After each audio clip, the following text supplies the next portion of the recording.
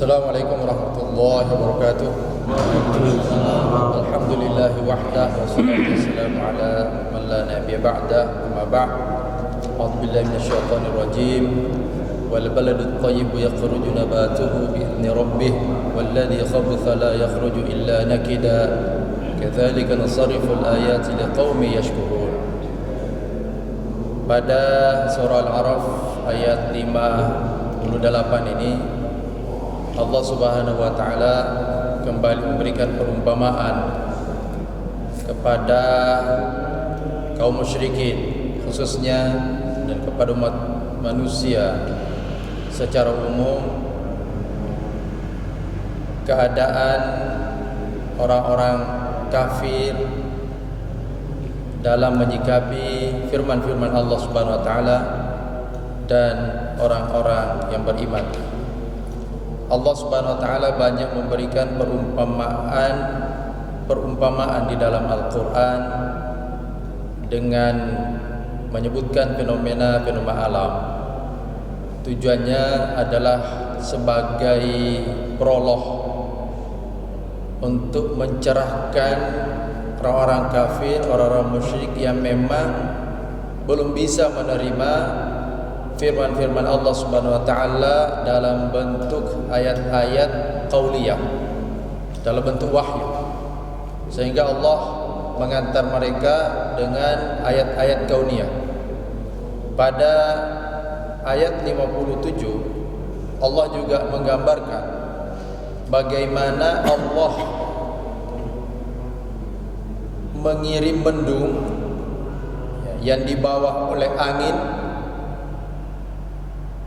yang kemudian menurunkan hujan, yang dengannya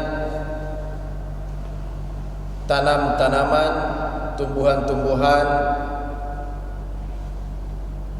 kemudian berbagai macam bentuk buah-buahan itu bisa tumbuh dari proses di mana Allah SWT menurunkan hujan, menyirami tanah-tanah yang gersang, yang kemudian dapat menumbuhkan berbagai macam tanam-tanaman dan tumbuh-tumbuhan. Allah ingin memberikan gambaran kepada orang-orang kafir, orang-orang musyrik, bahwa tanah yang gersang sekalipun Allah bisa menumbuhkan tanam-tanaman yang sangat beragam, yang sangat bervariasi, jenisnya, warnanya, rasanya, baunya, ya. Apalagi sekedar menghidupkan manusia yang jenisnya hanya satu dan juga sudah pernah ada sebelumnya, sudah pernah ada lalu kemudian dimatikan dari tulang belulang itulah kemudian Allah membangkitkan kembali, ya. Itu hal yang tidak sulit bagi Allah Subhanahu wa taala, karena tumbuh-tumbuhan yang juga hanya berupa biji-bijian itu kemudian bisa tumbuh dalam bentuk pohon yang besar dengan sekian banyak cabangnya, lalu kemudian mengeluarkan buah yang sangat beragam juga. Jadi ini sebenarnya ditujukan kepada orang-orang yang belum menerima ayat-ayat qauliyah Allah Subhanahu wa taala. Kemudian dipertegas lagi di ayat 58 ini, wal baladut thayyibu yakhruju nabatuhu bi idzni rabbih, bahwa tanah yang baik itu akan mengeluarkan tanaman-tanaman yang baik pula dengan izin Tuhannya. Artinya tanah yang subur itu akan menumbuhkan tanaman yang kemudian akan menghasilkan buah yang sangat nikmat. Sebaliknya walladzi khabutha la yakhruju illa nakida, tanah yang buruk Khabutha itu dari kata al-khabath, kata sifatnya al-khabith, yang buruk. Maksudnya di sini tidak subur. La yakhruju illa nakida, tidak bisa mengeluarkan tanam-tanaman kecuali dengan susah payah, dengan merana. Ini juga perumpamaan yang Allah berikan, bahwa hati orang-orang yang beriman itu apabila disirami dengan ayat-ayat Al-Quran, maka dia akan tumbuh subur, dia akan memberikan manfaat yang besar, keyakinannya semakin kuat, ibadahnya semakin meningkat, akhlaknya semakin baik, ya. Dan setiap kali dia mendengarkan firman-firman Allah Subhanahu wa taala, keimanannya akan bertambah. Dan apabila mendengarkan nama Allah Subhanahu wa taala disebut, hatinya juga akan bergetar.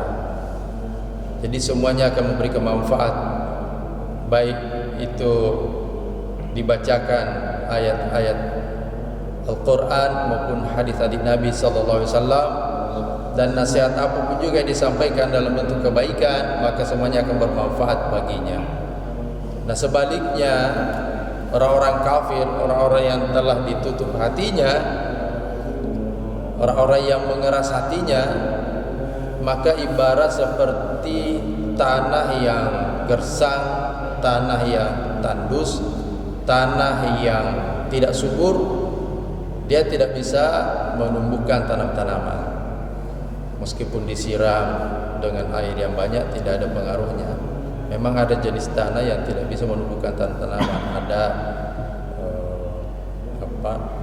ada yang misalnya tanah merah, ada tanah yang tingkat keasamannya tinggi,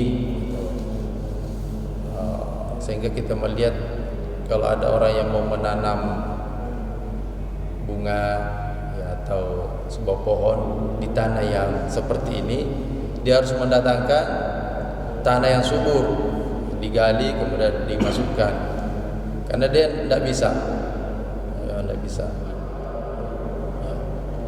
biar dibacakan berulang-ulang kali, diberikan nasihat ya, tentang ajaran-ajaran Islam, maka itu tidak akan berpengaruh pada dirinya dan tidak akan memberikan manfaat.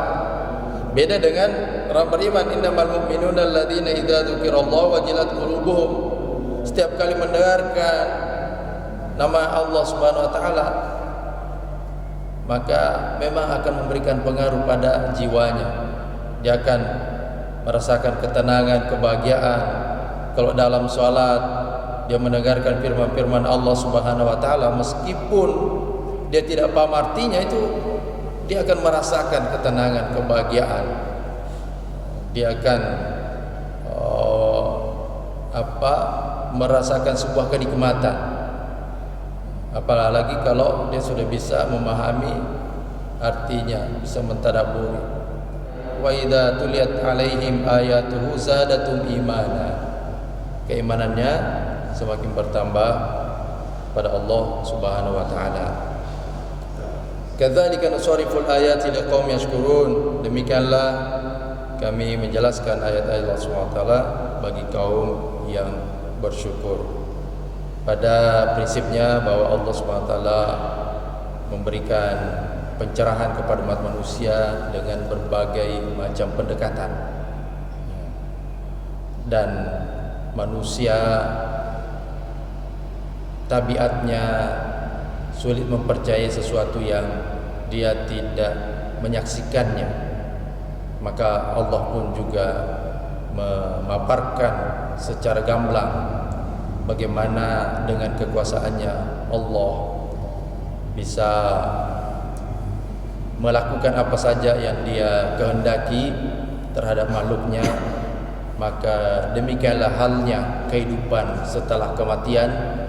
Allah juga yang berkehendak, berkuasa atas itu semua. Semoga kita termasuk orang-orang yang mendapatkan manfaat dari firman-firman Allah Subhanahu wa taala. Qul huwa liyadawastafirullah. Assalamualaikum warahmatullahi wabarakatuh. Thank you.